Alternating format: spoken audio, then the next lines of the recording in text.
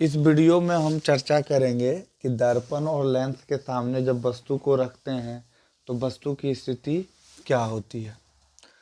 तो दर्पण पहले किसे कहते हैं? दर्पण जिसका एक सतह पारदर्शक हो, दूसरा सतह अपारदर्शक होता है उसे दर्पण कहते हैं। लेंस जिसका दोनों सतह पारदर्शक होता है उसे लेंस कहते हैं। ये ध्रुव होता है जो दर्पण को मध्य भागों में बांटता है, उसे ध्रुव कहते हैं। ध्रुव के सामने ये फोकस कहलाता है। फोकस के बाद जो होता है वो वक्रता केंद्र कहलाता है। वक्रता केंद्र के बाद जो होता है अनंत होता है। हम यहाँ पर जो है दर्पण के सामने, दर्पण कौन सा है? अवतल दर्पण है। लेंस यहाँ पे कौन सा है? तो उत्तल लेंस है। अवतल दर्पण को नतोदार दर्पण भी कहते हैं, उत्तल लेंस को पठन लेंस भी कहते हैं और अभिसारी लेंस भी कहते हैं। अब हमको जानना है कि वस्तु जो लिए हुए हैं, सेम ऊंचाई के वस्तु लिए हुए हैं, और सेम ऊंचाई का वस्तु लिए हुए हैं, उस सेम ऊंचाई के वस्तु में वस्तु को अलग अलग स्थानों पर रखते हैं। इसमें 6 कंडीशन होता है। 6 कंडीशन में वस्तु को अलग अलग स्थानों पर रखा जाता है, उसके प्रतिबिंब भी अलग अलग बनते हैं। जैसे ही वस्तु हमारा जैसे ही वस्तु यहाँ पे रहता है अनंत पर, तो वस्तु क्या होता है? छोटा बनता है।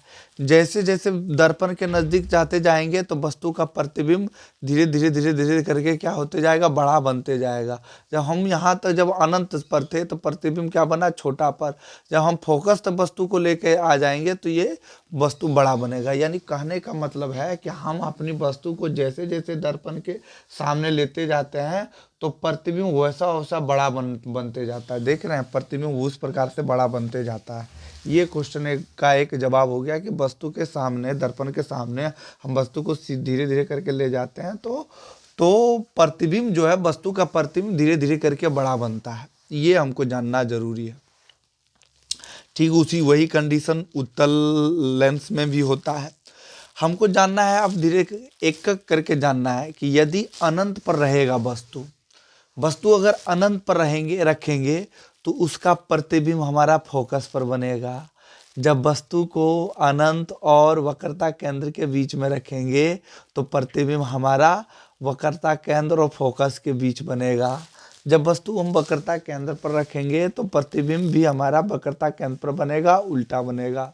फिर वक्रता केंद्र और फोकस के बीच वस्तु को रखेंगे तो प्रतिबिंब हमारा जो है कहाँ बनेगा? इस कंडीशन में वक्रता केंद्र और अनंत के बीच में बनेगा।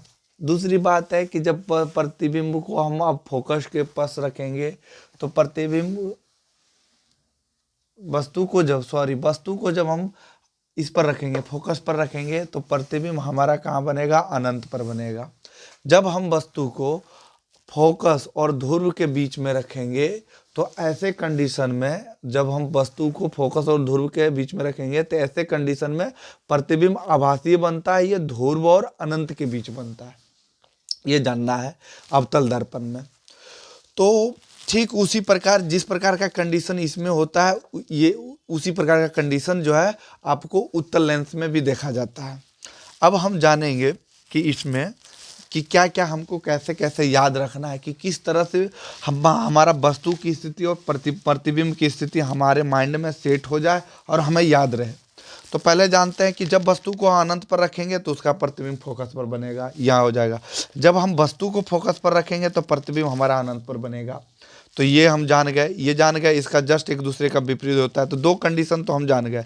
जब वस्तु अनंत पर तो प्रतिबिंब फोकस पर, जब वस्तु फोकस पर तो प्रतिबिंब अनंत पर, जब वस्तु वक्रता केंद्र पर तो प्रतिबिंब भी वक्रता केंद्र पर, और समान और बराबर बनेगा। ये हम 3 कंडीशन को जान गए। चौथा कंडीशन है जब वस्तु फोकस और ध्रुव के बीच में रहे। इसमें भी देखो, फोकस और ध्रुव के बीच में। ये कंडीशन जो है लेंस के लिए अलग लागू हो जाता है और दर्पण के लिए अलग लागू हो जाता है। ये जानना जरूरी है। जब हम दर्पण में जाएंगे तो फोकस और ध्रुव के बीच में जब वस्तु को रखेंगे तो इसका प्रतिबिंब जो है ध्रुव और अनंत के बीच में बनेगा। लेकिन जस्ट इसका अगर लेंस में जाके हम तुलना करेंगे, जब हम वस्तु को फोकस और ध्रुव के बीच में रखेंगे तो हमारा प्रतिबिंब जो है फोकस और किसके बीच में बनेगा? अनंत के बीच में बनेगा। यही एक डिफरेंस हो जाता है यहाँ पे। दूसरा ये भी याद रखना है कि लेंस में जो होता है 2 फोकस होता है, दर्पण में एक ही फोकस होता है। ये हमको याद रखना है। दूसरा याद रखना है कि इसमें जितने भी बनने वाले प्रतिबिंब हैं अवतल दर्पण में, वो सारे वास्तविक प्रतिबिंब बनते हैं और उल्टा बनता है। एक ही प्रतिबिंब जो फोकस और ध्रुव के बीच में रहता है वो आभासीय और सीधा प्रतिबिंब बनाता है। बाकी बस सब कंडीशन में जो है प्रतिबिंब जो है हमारा आभासी नहीं होके वास्तविक बनता है और उल्टा बनता है, सीधा नहीं बनता है। तीसरी बात ये भी रखेंगे कि दर्पण में पीछे प्रतिबिंब किस कंडीशन में बनता है, जब वस्तु को फोकस और ध्रुव के बीच रखेंगे तो एक ही कंडीशन में जो है प्रतिबिंब जो है वो क्या करता है, दर्पण के पीछे बनता है। यहाँ पर इसका जस्ट ऑपोजिट हो जाता है। जब हम वस्तु को ध्रुव और फोकस के बीच में रखेंगे तो एक ही कंडीशन है कि यहाँ पे सारे लेंस के इस ओर बनता है, ध्रुव के इस ओर बन रहा है, लेकिन एक ही कंडीशन है कि ये जिस ओर वस्तु रहता है उसी ओर प्रतिबिंब बन जाता है। जिस ओर वस्तु रहता है उसी ओर प्रतिबिंब बन जाता है। ये हमको याद रखना। ये दोनों में सिमिलरिटी डिफरेंस आपको देखने को मिलेंगे। सारा सेम मिलेंगे लेकिन डिफरेंस मिलेगा फोकस और ध्रुव के बीच की स्थिति में, लेंस और दर्पण में डिफरेंस मिलेंगे, क्योंकि ये लेंस के सामने बनता है, ये दर्पण के पीछे बनता है। ये चीज़ का अंतर होता है। दूसरी बात हम जान गए, ये 4 कंडीशन को हम बहुत अच्छी तरह से समझ लिए। 5वां कंडीशन, जब हम अनंत और वक्रता केंद्र पर जाएंगे, अनंत हो गया और वक्रता केंद्र में, तो अनंत और वक्रता केंद्र के बीच में स्थित प्रतिबिंब रहेगा तो ये प्रतिबिंब जो है वक्रता केंद्र और फोकस के बीच बनेगा। जब वस्तु की स्थिति अनंत और वक्रता केंद्र के बीच में रहे तो प्रतिबिंब की स्थिति वक्रता केंद्र और फोकस के बीच में रहेगा। जस्ट इसका अपोजिट हम करेंगे छठा में। जब प्रतिबिंब यहाँ पे हम देखेंगे, जब प्रतिबिंब ये कोई ये होती नहीं है, कंडीशन नहीं है, ये हम ऐसे दे दिए।